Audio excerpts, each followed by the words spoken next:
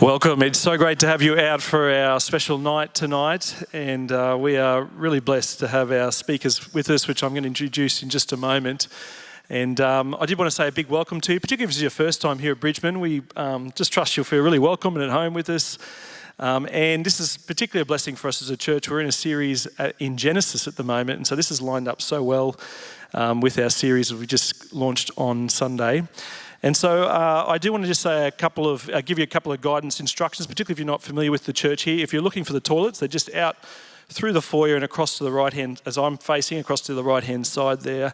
Also, I did want to mention that at the end of the evening, there is some resources available, which I really commend to you to check out afterwards for you to be able to purchase. And I know there'll be an encouragement to you and also a great resource to have in conversations you might be having with other people as well.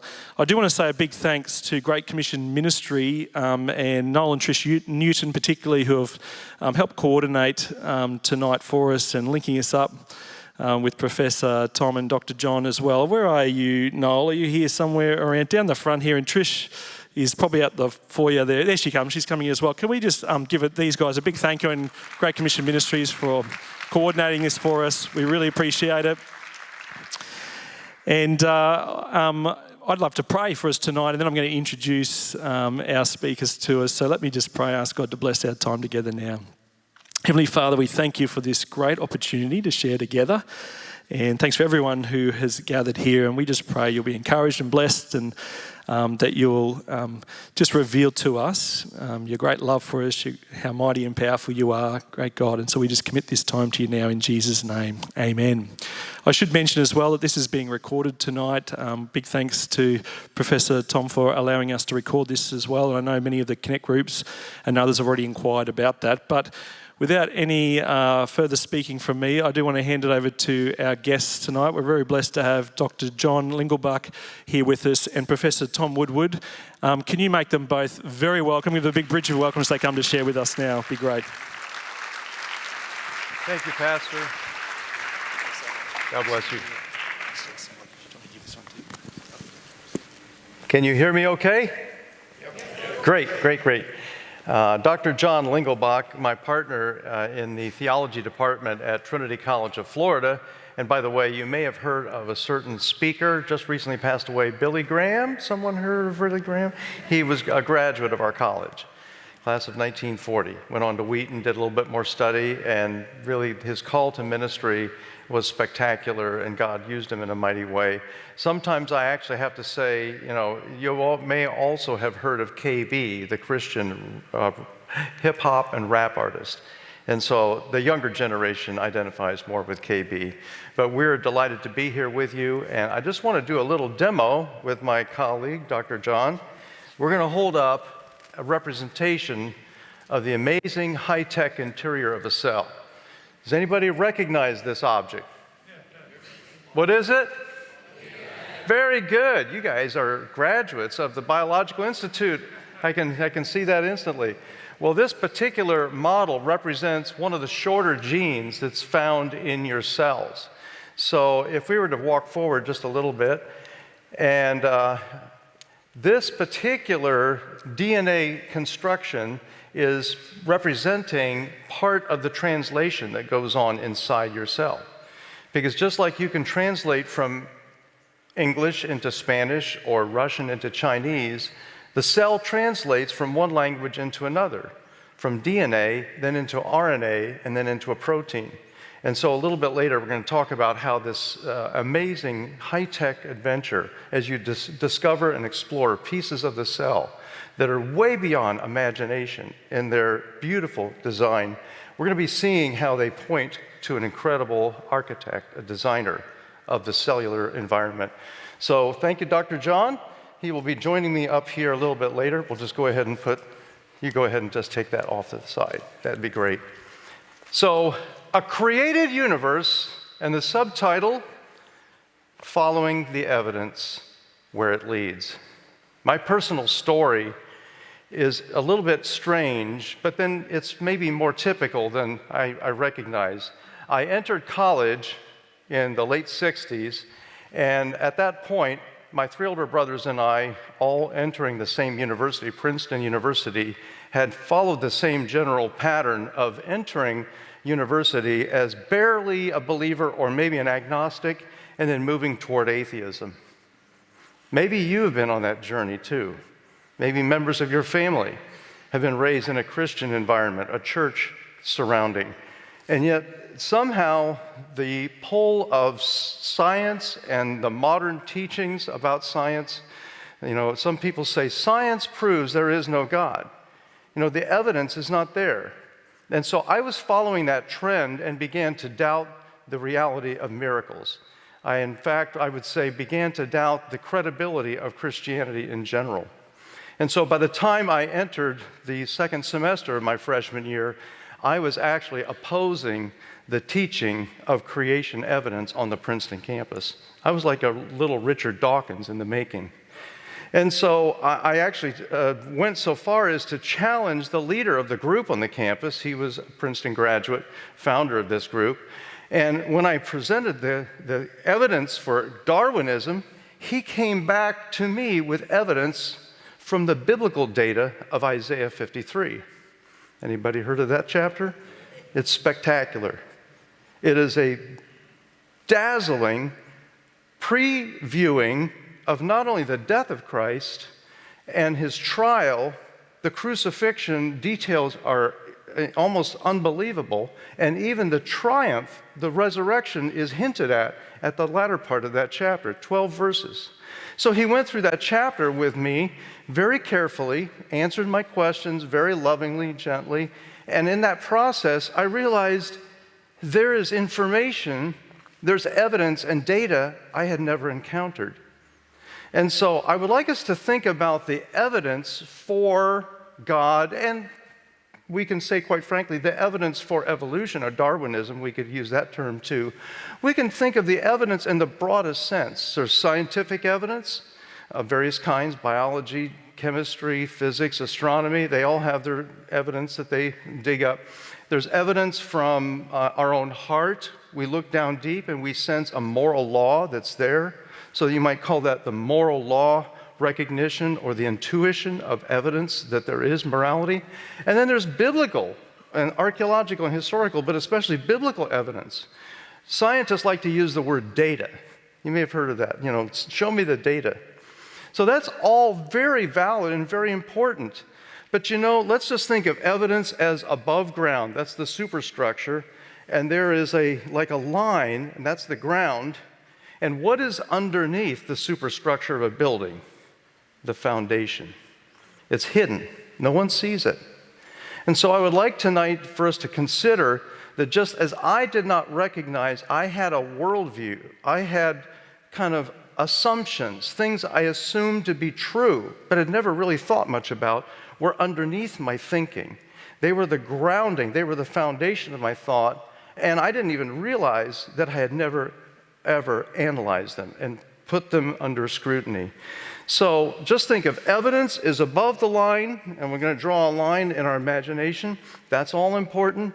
But equally important is that which is hidden, as it were, in the dirt. You scrape away the dirt and you see some rocks, so maybe a pad of concrete. And that foundation is what you're building on, and that guides you as you analyze the evidence. We're going to be talking a little bit about some conflicting, some opposing lines of thinking about the evidence, and those assumptions are all important. After my investigation of the Christian faith, Isaiah 53 was one of many passages. I entered a study. Actually, a younger alumnus who was helping the founder, he was in his mid-20s. He had become a Christian at Princeton University, and he said, let's meet and do an investigative Bible study. And I said, okay, and how much do I have to pay? Oh, it's free of charge. I'm on. And so I basically had him visit my dorm room right there at the main freshman dorm, Witherspoon Hall. And every Tuesday morning, I think it was 9 o'clock, he would show up, and I would scramble, where's my Bible? I never really studied the Bible at that point, but I would find the Bible, and we would discuss verses, and I was learning the basics of the Christian faith, the evidence, the data. And as bit by bit, and if you want to just ask me in the Q&A, I can tell you the ending, but I'll just say that by May, the early part of that year, my freshman year, I had concluded that there was evidence for Jesus, evidence for Christ. And I moved from doubt, led by the Lord, to faith. But I was still a Darwinist. You say, how is that possible? I just assumed that God must have used Darwinian evolution as his method of creating. By the way, there are a lot of people who are teaching that God worked through evolution. And I respectfully disagree with that, and I'll explain tonight why I disagree with that based on the evidence of science. But regardless, I was just clinging strongly to my Darwinian commitments until someone began to share evidence from fossils. And as he stood at the back of a building and showed me some literature and explained some things about fossils that I had never heard, and I thought to myself, I need to check this out. And sure enough, everything I read after that, especially the famous Harvard professor, Stephen Jay Gould, some of you may have heard of him, incredibly important scholar, passed away a bit prematurely in the early 2000s. But when Stephen Jay Gould went on public, communication networks, magazines and books, even the airwaves through TV and radio, when he went public with the problem of Darwin's lack of fossil evidence tracing these transitions, it was overwhelmingly exciting to me. And so one of the things that we're going to do tonight is we're going to try to keep it as simple as we can by looking at 3 areas of evidence. And we may bring in Bible evidence here and there just to show the beautiful fit of science with the Bible. It's incredible. It's like jigsaw puzzles when you find that they fit perfectly, they just snap into place. You've done that. You've put jigsaw puzzles together. And when you see that not only the color pattern or whatever the image is, it goes together, but then they just snap. And so as we look through the Bible and science, those evidences snap together so gorgeously, so incredibly well. It's striking. So we're going to be talking about evidence from the Bible and science, but we're going to look at the universe, and my friend Dr. John Lingelbach will be presenting most of that evidence. And then I'm going to look at the cell, the micro-universe. We're going to talk about some DNA and molecular machines, and we're going to talk about the biological universe of the past, namely the fossil record. So that's where we're going. And before I transition and just hand the baton to Dr. John, let me just show you how controversial this can be. I went on a couple of adventures recently and looked at what the modern representation of a cell showed it to be. Is it simple or is it complex? This is called the Digizyme project. They are trying to take, through digital media, the information about biological machines, biological compartments and systems, and switching apparatuses, and everything imaginable under the sun of a high-tech nature, you find it in the individual cell. I looked at that picture and I said, that's not the result of a random process. That's got to be the result of an incredible super intellect who has put it together with great wisdom and engineering prowess.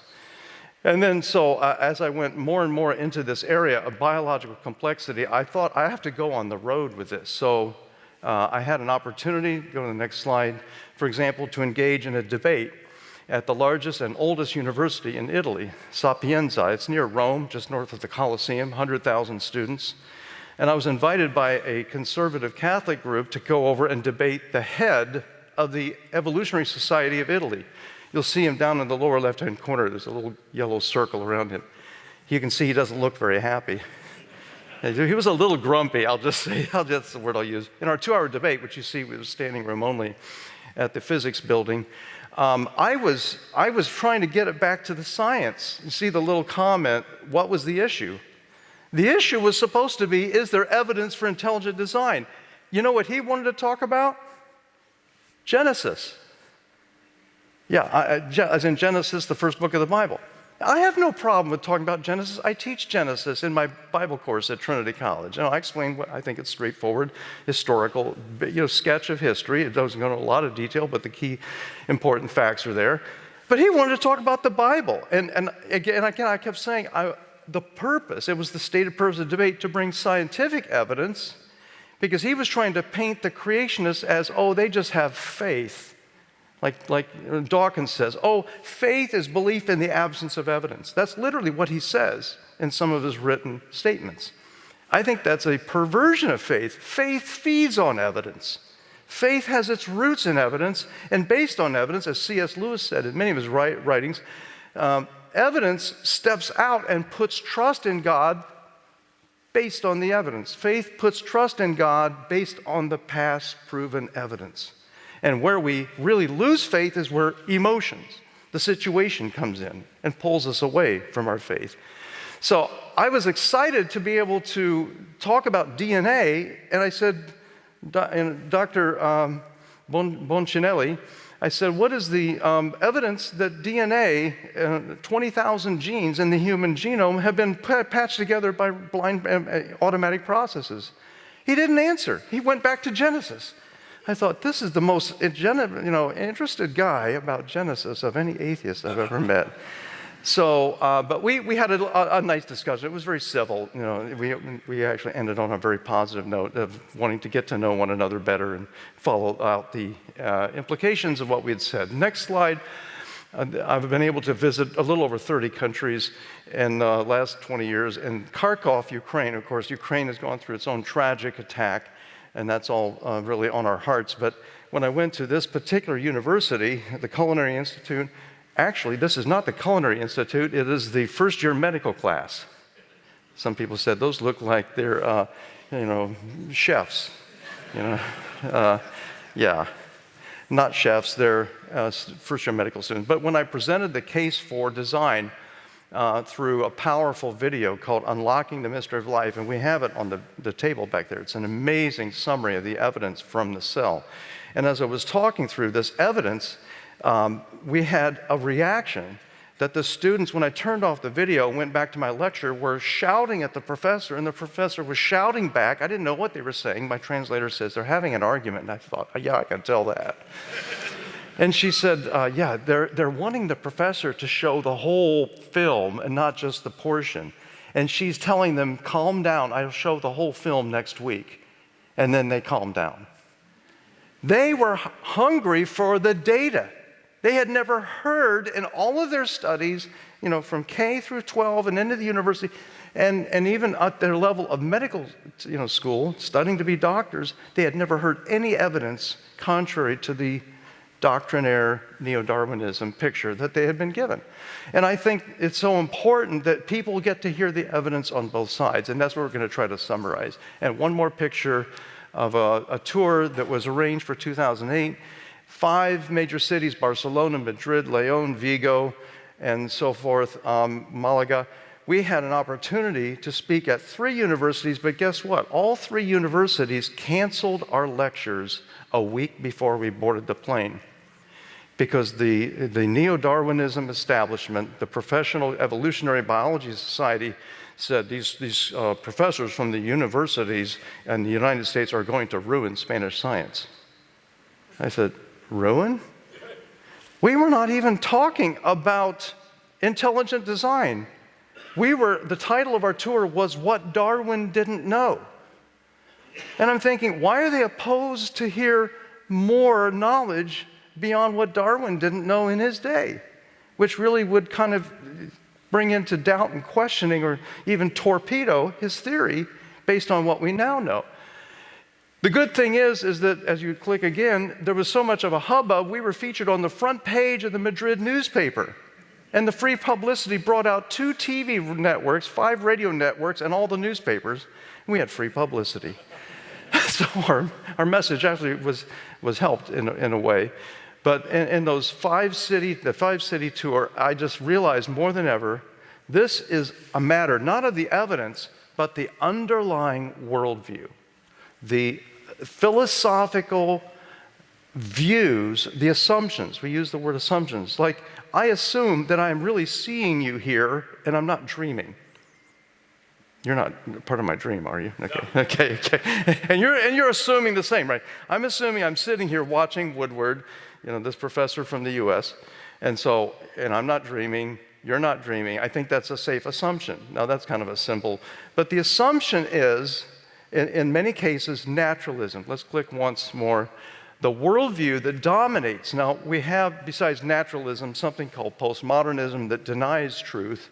It goes and says everybody has their own truth. Well, science can't function that way. I'm sorry. Postmodernism and science of any kind collides. Although some have tried to put it together, I bring a critique of that in my book, Doubts About Darwin. So naturalism is the dominant view, and basically you can see nature, the first 5 letters. Nature is all there is. In other words, matter, energy, time and space, that's it.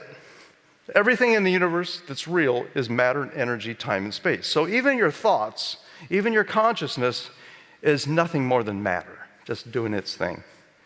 Have a nice day. You see? That doesn't make any sense. We have meaning, we have purpose. We sense there is joy. And C.S. Lewis even intimated in all of his writings that there's this massive goal that God wants to bring us into total joy and a relationship with Him and in harmony and just a laughing, delightful dance with not only the Trinity, Father, Son, and Holy Spirit, but with all the redeemed beings of the universe. And the angels are thrown in there too. So this joyous harmony is like what we see is there's God and the created universe. It's like the king and the kingdom. Naturalism, it's like everything's matter. And when you assume that, you have no other option available. So instead of listening to the evidence for God, you just kind of toss it over into a bag and say, well, I can't even think about that. Well, tonight we're going to just question the naturalism, but mainly we're going to talk about the universe, and then we're going to talk about the cell and fossils. Are we good with that? Yeah. Okay, very good. Okay, Dr. John, if I can hand the baton, Dr. John Lingelbach, with his PhD in this wonderful field of theology and apologetics from Liberty University. Let's welcome everyone. Dr. John Lingelbach. Thank you. We're good. Thanks. Good evening, everyone. My name is Dr. John Lingelbach. I have a PhD in theology and apologetics, and that kind of blows my mind that I have that.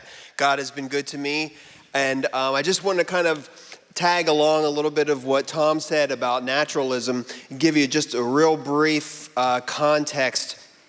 We talk about naturalism. Naturalism is the predominant worldview right now. There's another worldview that he mentioned, which is postmodernism. That's kind of coming alongside of naturalism. Naturalism was spawned during the time of the Enlightenment with René Descartes, who said, does anybody remember what René Descartes' famous thing was that he said? I think, therefore I am. Okay? And we'll talk about that a little bit in a second. But so naturalism or modernism, when I was growing up and I went to church in the 1970s, every Easter Sunday, my pastor felt like he needed to give a defense of the resurrection. And so what he would do is he would go through the swoon theory and the stolen body theory, and he would refute all of those things. Why? Because modernism at its heart says, believe nothing. Believe nothing. You have to prove everything to me.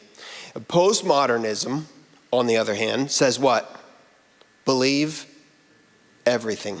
Everything is fine. If you believe that, that's perfectly fine. And so when we talk about modernism, we're really focusing in on the existence of God, because modernism denies supernatural. If you could go to the next slide, there's a couple other terms here: scientific materialism or physicalism. So modernism is really the denial of the existence or the work of God. Postmodernism is open to anything. It accepts everything. And so one of the issues with postmodernism, and hopefully we'll have time a little bit to talk about briefly at the end, is what makes Christianity unique? How come my religion isn't as good as your religion? Okay? And that's a big question today. So you have a bunch of people who are atheists, who don't believe in God at all or the supernatural. Then you've got a whole bunch of people who believe everything's fine. Why is Jesus the only way to God? Doesn't God accept my religion as long as I'm sincere? What makes Christianity special? And that's where we talk about the historicity of the resurrection and the uniqueness of that. So if we could get the next slide.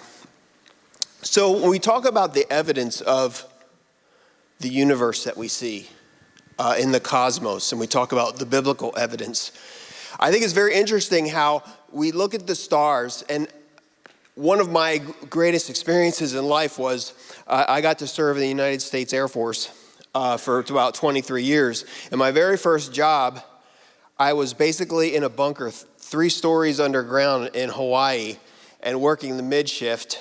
And I remember we had one of these gigantic, I think it was a Rand McNally or a National Geographic Atlas of the World. And one of my friends was sitting there looking at the back section. And in the back section, it showed pictures of the solar system and how the distances between the planets, mind-blowing. And then it showed not only was there one solar system, but there was several solar systems. And then it expanded to the galaxy.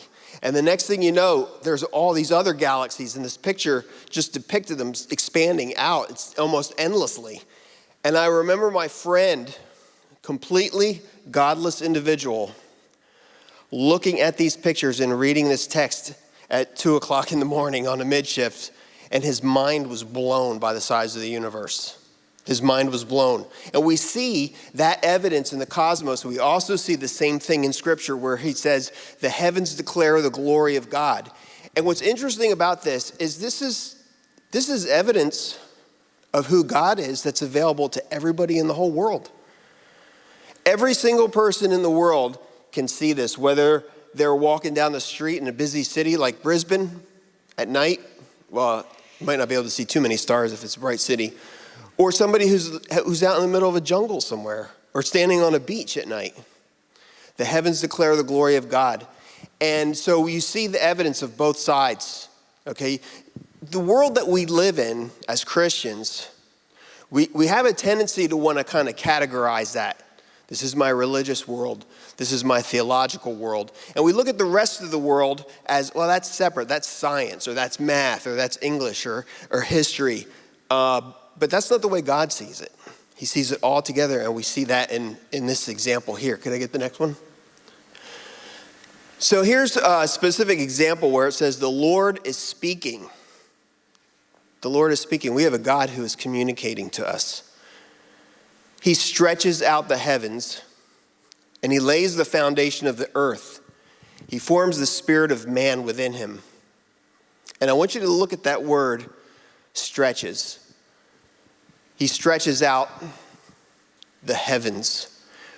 Very recently, within the last 100 years, cosmologists have discovered that the universe is expanding. There was a point in time, a discrete point, where it had to begin because it's moving, every object in the universe is moving away from a central point.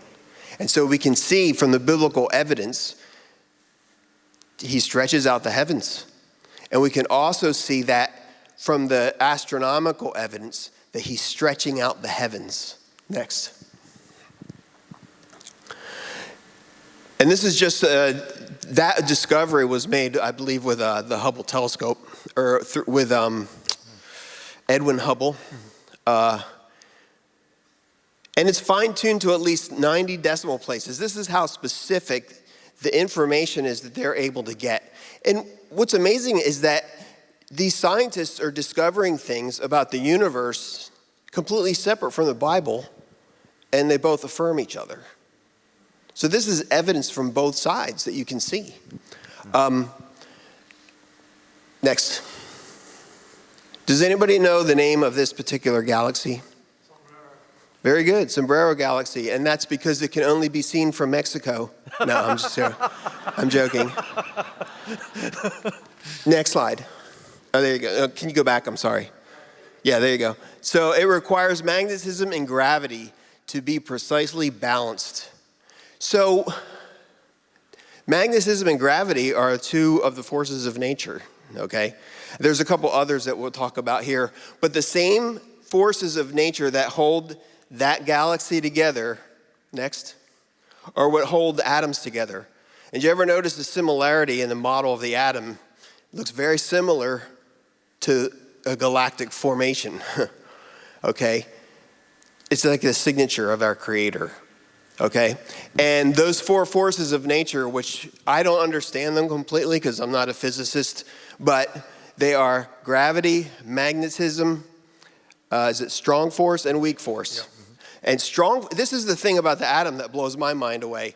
Okay, so we all know that when you play with magnets, you've got a negative charge and a positive charge, and what happens when you put those together?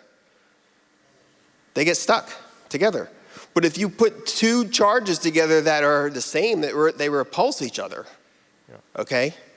And what's interesting is the way the atoms are set up is that you've got a positive and a negative, but inside that nucleus, you've got those protons. Well, how do they stay together? The strong force holds them together. Next. Now, I'm not sure if any of you are familiar with this story of the privileged planet. There's a book that was written. There's also a documentary. And basically, in a nutshell, what these two scientists have discovered was that when you look at the place of the Earth in our solar system and in the universe, our planet is one of the most unique bodies in the universe, okay? Originally, scientists thought that the Earth was at the center of the solar system, right? And then there was a guy by the name of Copernicus, and he came along and he said, wait, that's not what I'm seeing. I'm seeing the sun is in the center of the solar system, okay? And so we have the sun in the center of the solar system. Well, what happened was, as a result of that, was that scholars started to believe that, well, the Earth isn't very unique after all. We're just like all the rest of the universe. We're not very special. And so that was what was called the Copernican Principle. And then later, what we discovered was that there are certain factors that make it so that life could only exist on the Earth. And if you ever have an opportunity to look at this video or read the book, you can find the video on YouTube. I highly encourage you to watch it because it goes into great detail about the specific parameters in which life can survive here on Earth. And it's pretty remarkable, especially when you consider the distance of the Earth from the sun, the makeup of our atmosphere, the size of our moon. And then there was another scholar who also figured out that, you know what? During an eclipse, the moon, okay, which is 400 times smaller than the sun, but 400 times closer to the Earth, when it blocks out the sun, it's perfectly the same exact size as the sun in the sky. The apparent size is the same. So if you've ever witnessed a solar eclipse, you can tell that. And one of the unique things about that situation is that during a complete, total solar eclipse, scientists only then are able to examine the outer atmosphere of the sun, and it produces a certain light spectrum that they're able to study. We're the only planet that we know of in the universe that can happen. And in addition to that, we're the only planet that we know of that has a clear atmosphere. If you look at all the other planets. So what does that tell us? Not only does it tell us that we're uniquely positioned to support life, but that we're also positioned in such a way that we can observe the universe around us. So that speaks to a design. That speaks to a creator. All that evidence leads to us to believe that, yeah, this was done on purpose, okay? And when it comes down to, well, what's the best explanation for all this? Is the best explanation that we were designed by a great mind, or that it just happened by chance? What's the best explanation? Next. So Fred Hoyle, I'm not going to get into great detail with this, but Fred Hoyle wanted to find the source of life in stars. Because if you believe in the Big Bang Theory and you believe that life came from some point in the universe, you're going to look for carbon, okay? Because carbon is the main element in life. If you've ever watched Star Trek, they're always looking for a carbon-based, planet that can support life, carbon life form. And so he goes out and he looks at these stars and he's trying to find the source of life, okay, in these stars. And when he looks at the carbon, he discovers that it has to be such a uniquely, finely tuned carbon in order for it to produce life that it couldn't have happened just by chance. So even if you were to say that life begins in the stars, it still would have had to have been created by a very, very intelligent mind to put it together. It's more complex than we can even understand. And he published an article, next slide, and this is his quote. He says, a common sense interpretation. Now granted, this guy's not a Christian at all, okay? He's just a scientist. A common sense interpretation of the data suggests that a super intellect, okay, we call that God, has monkeyed with physics as well as with chemistry and biology. That's where the evidence led him. Now, it didn't get him all the way to Jesus. It didn't get him all the way to the cross and the resurrection, but, you know, that's a step in a certain direction, okay? At the most, we could say that's deism. And deism says that there is a God, and God created everything and then just let it go, okay? Next. And so now we've gone and we've looked at the outer universe. We've looked at the cosmos, the world outside of our earth, for evidence that there's a creator, that there is a great intelligent mind. And now we're going to go ahead and look inside of us to the cells and our biology. And I'm going to turn it back over to Dr. Tom, and he's going to talk a lot about that. Let's thank Dr. John Lingelbach. Woo-hoo! Hey, can I sign up for your course this fall? Yeah, that was great. That was awesome. So, yeah, we're moving from the big universe down to this very tiny, hard to see. I mean, even under the best microscopes in the 1800s, at the time that Darwin was developing his theory, he actually proposed it in 1859. He passed away in 1882. So during those 23 years, he had a lot of people signing on to his theory, and one of them was Ernst Heckel. He is known as one of the great promoters of Darwinism of the 1800s. He was in Germany, pretty famous scientist. He actually had to be called down for some fiddling and fudging with some embryo drawings. That's another matter. But Ernst Heckel couldn't see the innards of a cell with the most powerful microscopes. It's just like a little blob of gelatin. And he described it that way. Well, I'll tell you, you saw that picture, the DigiZyme picture at the beginning? That's the most high-tech gelatin I've ever heard about, because there are cities that are huge American cities that don't even begin to approach the complexity of a single human cell. And we're going to be seeing some of the details of that.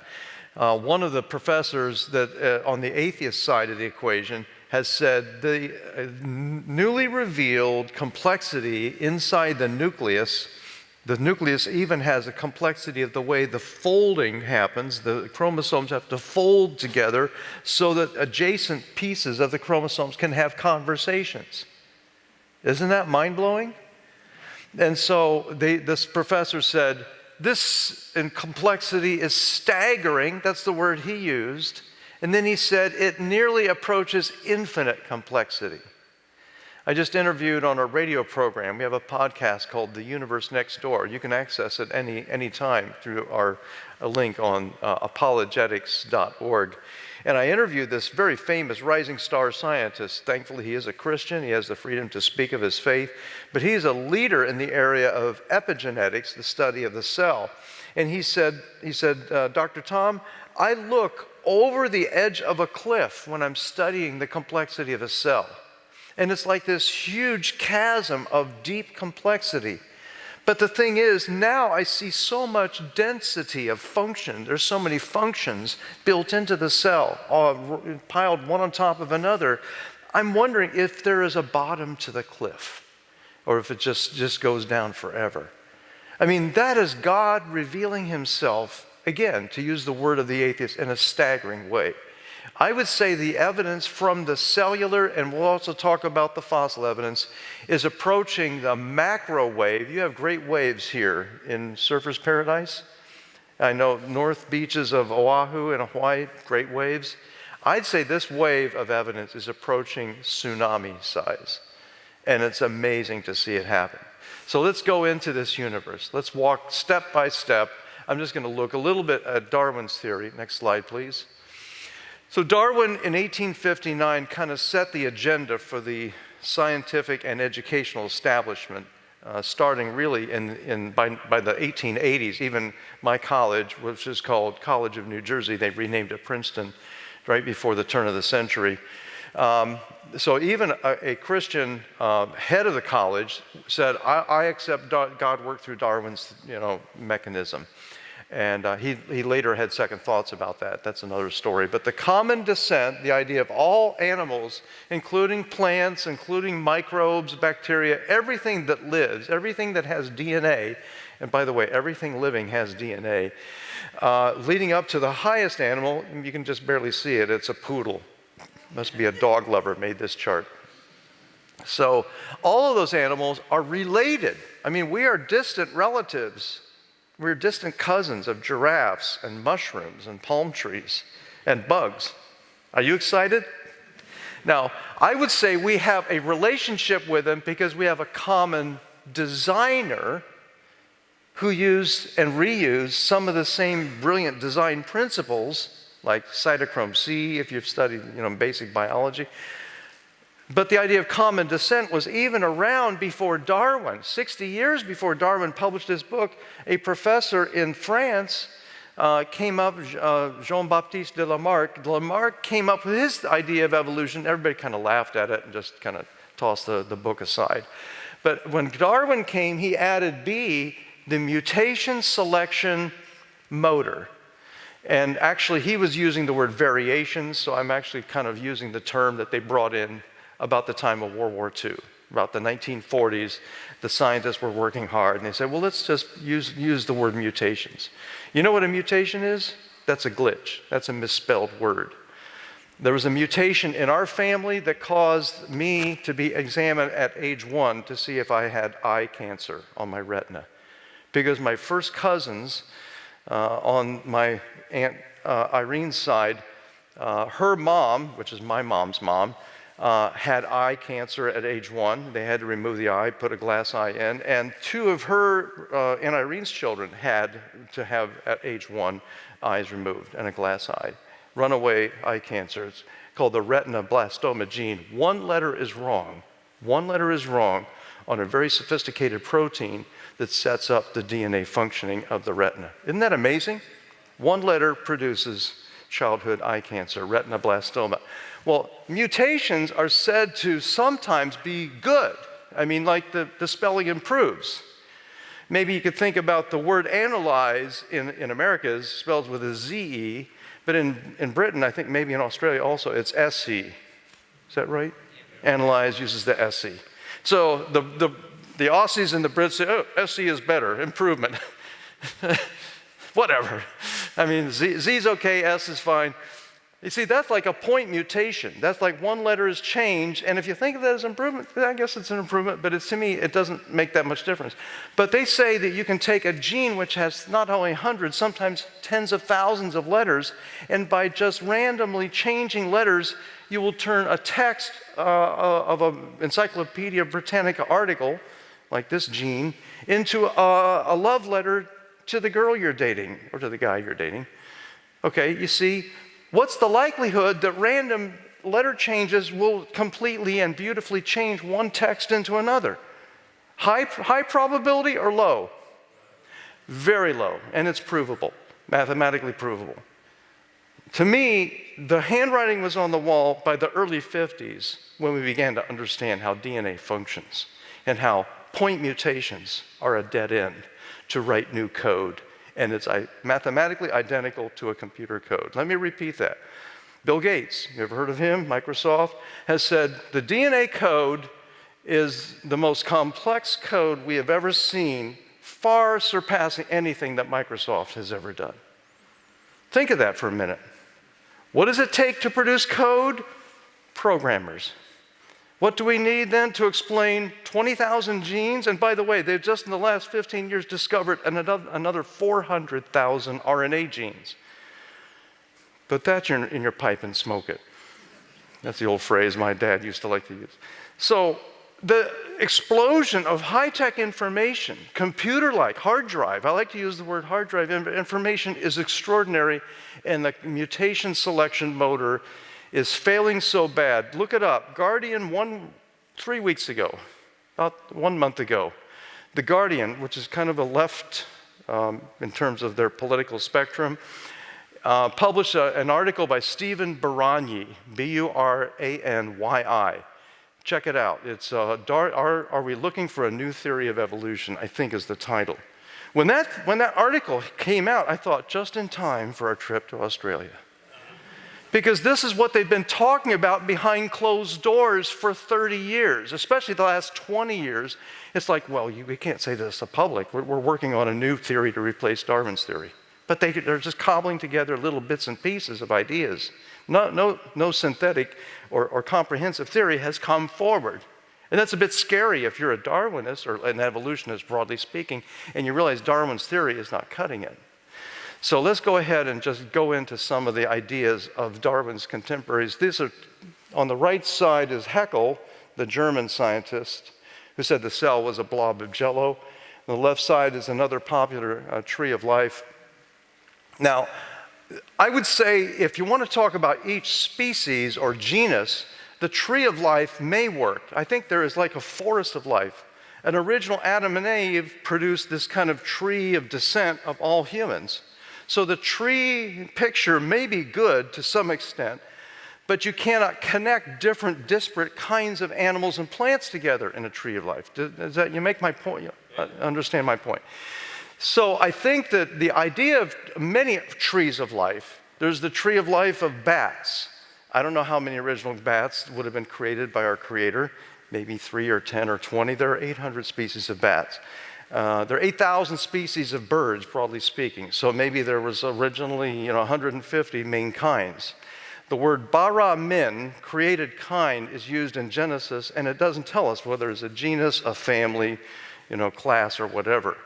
But let me just bring in the next comment on overlapping on this. Next slide, please. There. A more accurate scientific idea than the common descent is that he created everything according to its kind, whether that be a phylum, class, order, or family. And we're going to be understanding here as we launch into the evidence, and then we'll take time for Q&A, we're making good progress. We'll be done in about 8 or 10 minutes. So let's go ahead and just dive into some of the evidence that point toward the created kind. First off, the DNA, which when it's turned into its copy, when you do a copying to take it out of the nucleus and go to a power plant, it's a construction machine that builds the proteins.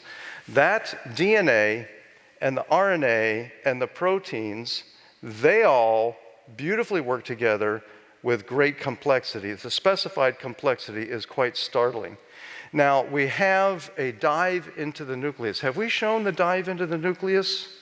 I don't think we showed it at the beginning, did we? Could we go ahead and cue that up and show that that's the 1 minute?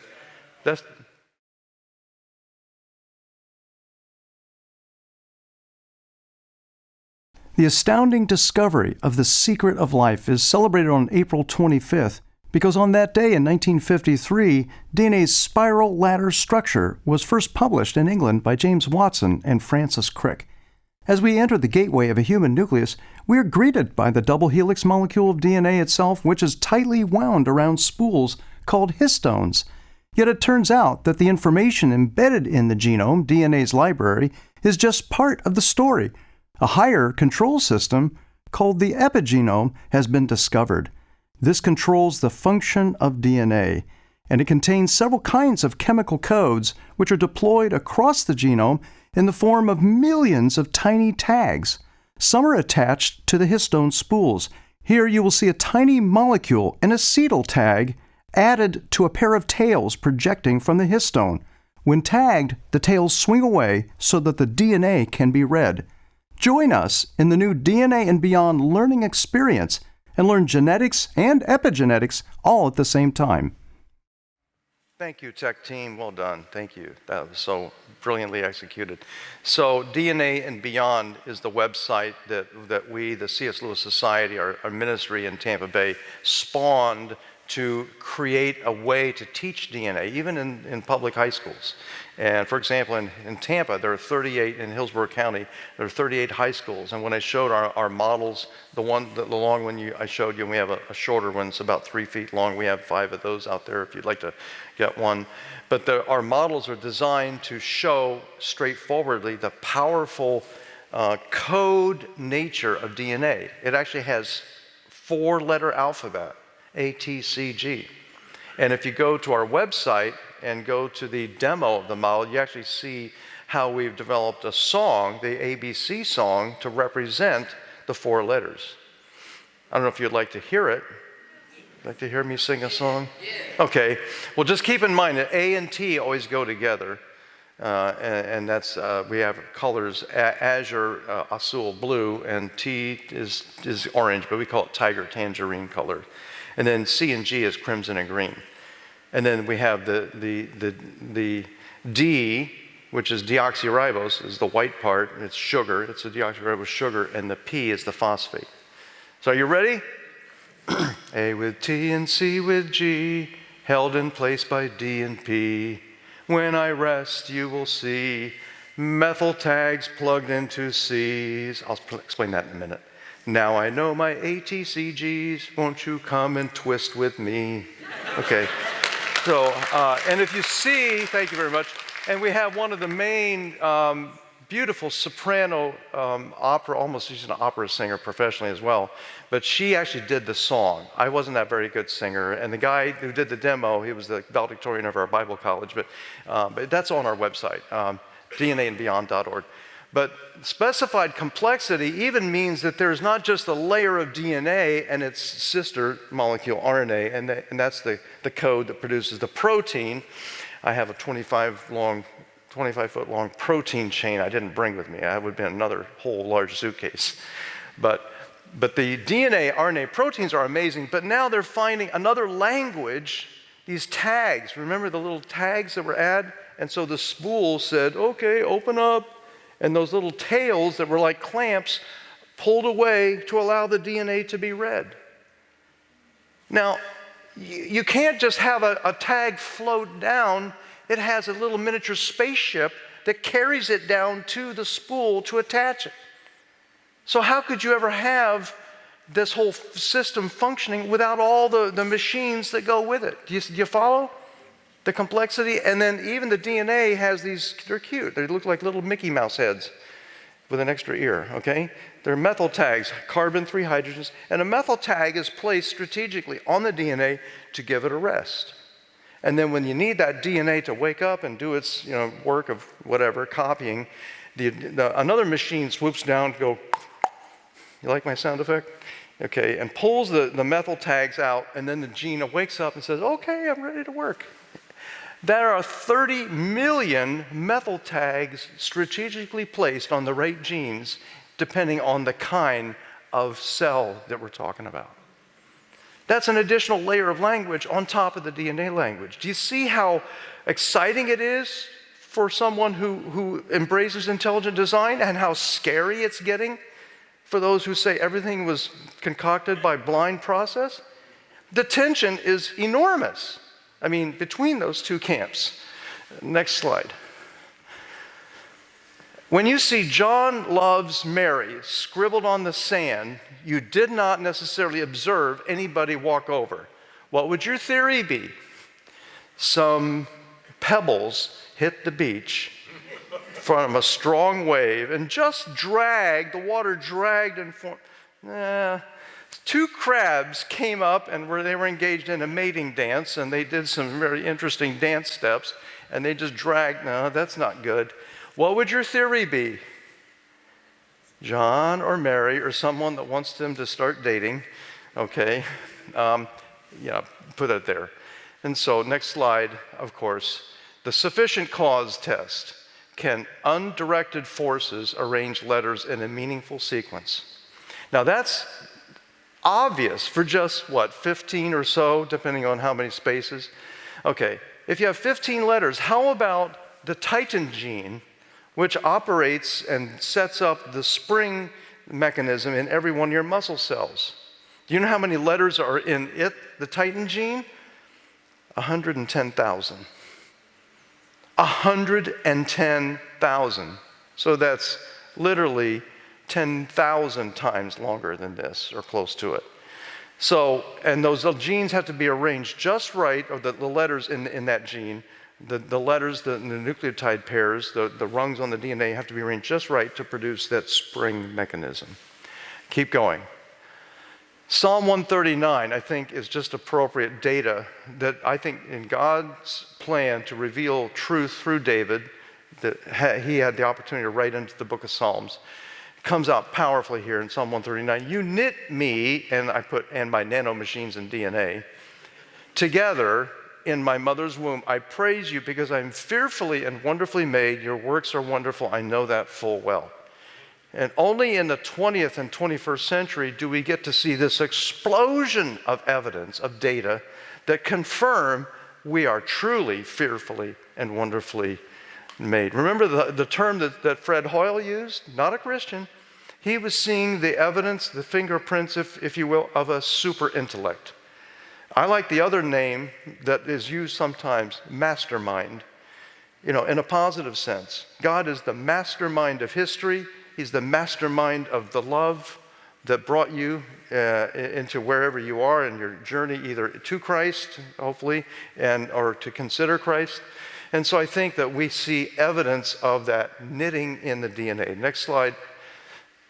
Nano Machines. Here we have a picture of Michael Behe. Some of you may have heard of him. We have a video back there, after several videos at the table, feature his work, especially Unlocking the Mystery of Life, and follow the evidence where it leads. The nano machine test says if you find machines that have many parts, 3 or 10 or 250, and all those parts are necessary for the machine to function, you cannot evolve that machine step by step because you don't get the function until the whole machine is together. I think we actually have a picture of Darwin. Yeah. So Behe goes into Darwin's book, pulls out this very important quote: if it could be demonstrated that a complex organ exists which could not possibly have been formed by numerous successive slight modifications, my theory would absolutely break down. In other words, Darwin recognized in the Origin of Species that if you can find something, like a machine, for example, that could not develop step by tiny step, my theory fails. And Behe says, thank you very much, Charles Darwin. We're now seeing in the cell not just a few, not just a dozen, but hundreds of these machines. Every one has an irreducible core of this number of parts, and without it, it will not do its function. So each one of those machines is like a case against the Darwinian explanation. Just like the mousetrap needs the 5 parts, you can't take any one away. Blood clotting, for example, requires 20 different proteins. The first senses oxygen has entered the environment, which then clicks on the second, wakes it up, turns on the third, activates the fourth, sets in motion the fifth, and the sixth, and the seventh, and finally with the 19th and the 20th, set up the clot and clear it away. If you take any one of those proteins away, a blood clot will not form. How could you evolve blood clotting at all if this machine or this system in your blood requires all 20? I actually called up Dr. Behe. I said, I'm going to Australia. Have any of the scientists come up with an explanation? And he said, no. Well, let's go on and just take a look quickly at a couple of other examples, and that is in the fossil area. Are there transitions? Remember, Darwin's theory says things evolve from one thing to another. We should find in-between forms. The transitions, unfortunately for the neo-Darwinism view, are not found in the fossil record. What does that look like? A fern, right? That is considered one of the very first ferns ever to appear in the fossil record. Is it really going through a transition? No. It pops in suddenly out of nowhere. That is typical of new forms as they suddenly appear. It's called sudden appearance. Did you like that? Or sometimes they use the word abrupt appearance. Either one is fine. This is what I have my students learn, and they write it down both on the midterm and the final. And with that is that they stay the same. They do not change once they appear. So that fern, appearing that way, stays the same for 300 million years. It does not vary. How much evolution is happening? Zero. It's appearing suddenly, and it stays the same. Let's look at a few more examples. Do you recognize that fossil? What does that look like? A spider. It's a water spider. That is considered the very first water spider in the fossil record. It looks just like a modern water spider that you would find today. If Darwin's theory is true, why would you not see at least some transition from earlier life forms into this new unique form called the water spider? Let's see another one. Real quick. Okay, do you recognize that guy in the fossil record? Seahorse, of course. That's one of the very first found in the fossil record. He looks similar to the ones that we see swimming in an aquarium today.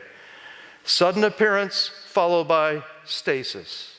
The fossils do not change. Why is this the pervasive pattern? It's exactly what you would expect if a creator had been involved. Next slide, real quickly. Does that look familiar? Of course, it's a turtle. The turtle you see on the left, one of the earliest kinds, you compare it with turtles today, they look just the same in many cases. Someone has said, turtles appear so suddenly in the fossil record. On Sunday morning, they were not there. On Tuesday morning, they were everywhere. That comes from a famous paleontology expert. And we'll see just a few more. In Spanish, I actually was working with university students in Dominican Republic, and Dominicans call these caballitos del diablo. You know what we call them? Dragonfly, yeah. The technical word in Spanish is libélula, but I know you were dying to know that. Okay, change over time. That's modern. These are the earliest. Okay. There we go, okay. You see the earliest dragonflies have their characteristic shape and form. They pop into the fossil record out of nowhere, no transitions leading to them, and they stay the same. That's called stasis. And as we conclude here in just the next minute or so, let me just point out the most incredible area of the fossil record is down in the Cambrian. We have Permian at the top, we have the pickle and cheese, all beef patty and special sauce layers there in the middle. This is your Big Mac version of the fossil record.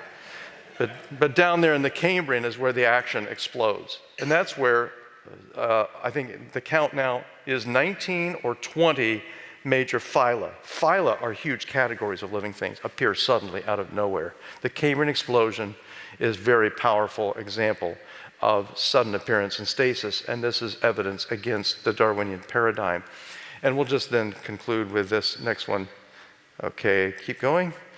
The Darwin story is involved here because the top three creatures were known to Darwin as appearing suddenly. What he didn't know is that we would find other creatures, like this amazing guy called Opabenia, with 5 eyes on its head, a piper cub tail, a grabber arm to feed itself on the front. He is an animal so ugly only its mother could love it. But the Opabenia appears suddenly and never changes. Next slide. We're almost done. Okay, we have extreme abrupt fossil patterns seen in all the major formations, the Burgess Shale in Canada, the new formations in Xinjiang and southern China, and they're finding examples like, if you just click again, we're moving fast here, the Morella, an animal that no one knew about until they found it in the hillsides of Alberta, Canada. Right here you'll see the place where they found it. And our next to last slide, let's keep going, thank you. And those are the animals that they found. Hallucigenia is an armored with 7 pairs of spines on it and 7 pairs of tentacles that walked on a strange animal that appears suddenly, and then the animal is just completely absent from the fossil record, but it appears out of nowhere and stays the same. And the last slide is the terrorist, I would say that the terrorist, the king of the seas. And that is most of these animals were 2 to 3 inches long. This one was 7 feet long when fully grown. Anomalocaris. And you can see him there. The slide that you see here pictures his whole body. Let me show you the underneath part where his mouth can be seen. I think I have a picture of that. So he has a round mouth that would chomp away at the dinner or breakfast that he finds in the seas. He also appears suddenly in the fossil record and then disappears without any change. So we see throughout the fossil record more confirming evidence that Darwin's theory is not working. It's not explaining the data. The most powerful paradigm, click again, is the Darwinian. The Darwinian, I actually had, click again if you could just go past this. The biological bang that we're seeing now is that there's even a site in Alberta, Canada, that has yielded new fossils, and here is that fossil, and we'll close with this. Do you see that? He's called the helmet creature, and I'm going to be talking a little bit more about him in the Q&A section, but that creature, when he was discovered, sent a shock wave. This animal was one of the largest of all the fossils, and the specimens they found said, we are seeing an explosion of diversity in that lowest Cambrian level that we never imagined.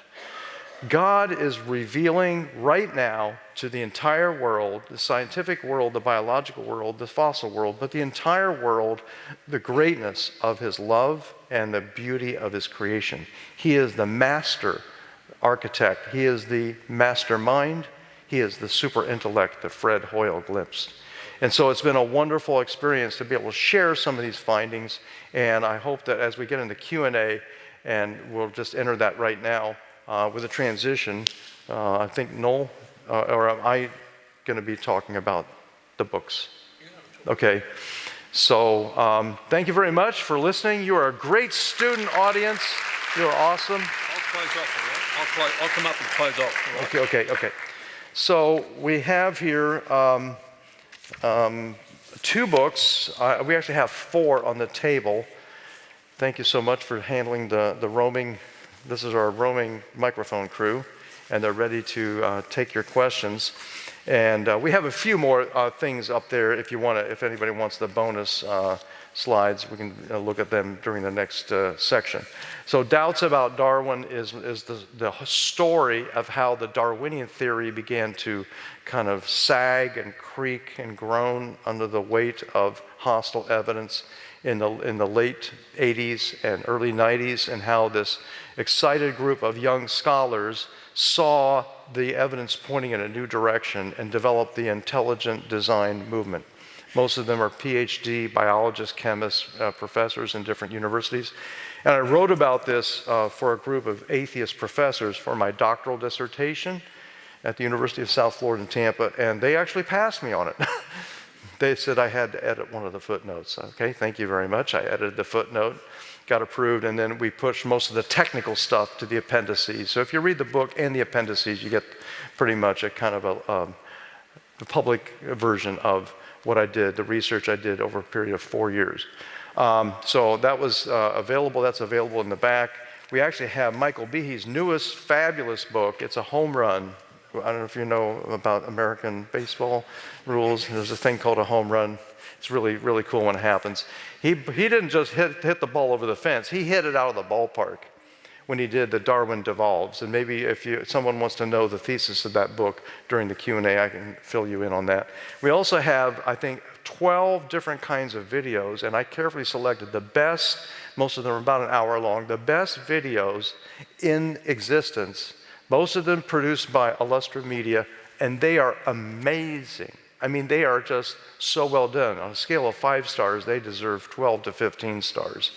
And so they're that high quality with music and high-tech, digital creations, along with interviews with so many scientists. The Privileged Planet, for example, mentioned by Dr. John, that's in among those there. So I recommend those highly. We also have, I think, 5 of our DNA models, and if you get the model, you get a whole, for your lifetime membership in the DNA study curriculum.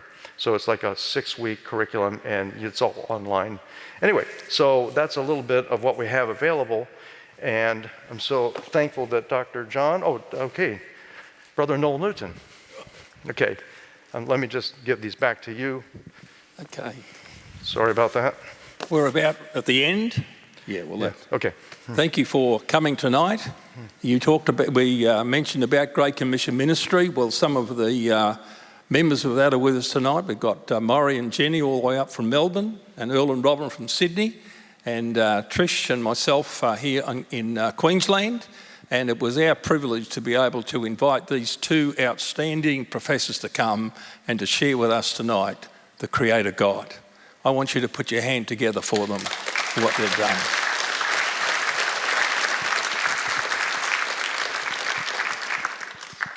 Now, two things in closing. If you'd like to help in any way financially, we won't be taking up an offering. We wanted to make this free for people to come so everyone could come.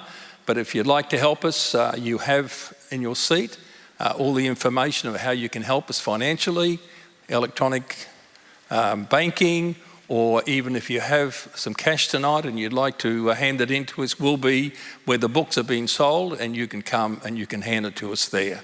We don't need your money, but we do need your money. It's because we have obviously debts that we have to pay. I think $22,000 to raise to make this possible. They'll be speaking at here in Brisbane, on the Gold Coast, and also the Sunshine Coast. So thank you for coming tonight, and pray God's blessing upon you all.